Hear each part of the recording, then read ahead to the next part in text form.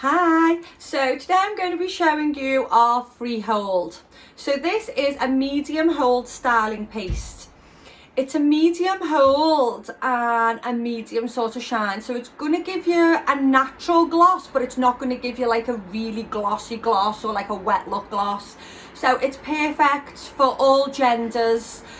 We in the salon tend to really like it if we're doing sort of like a textured ponytail, to really like put it into our hands and just separate the ends and work it in.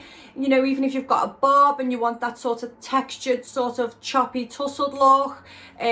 Perfect on longer hair if you want that textured wave. And again, short hair, short styles obviously to work in and really show that layering and that definition. If you have a little look, you can kind of see that it's got a slight sheen. You only need a tiny bit, so these wax pots absolutely last ages. And these also come in mini 30-gram pots as well. So you can see there, always put your wax into your hands, and then the heat of your hands when you polish it together really breaks it down. Never put your wax in without doing that. You can see it almost disappears, and then you can just work it through your ends to give you that control.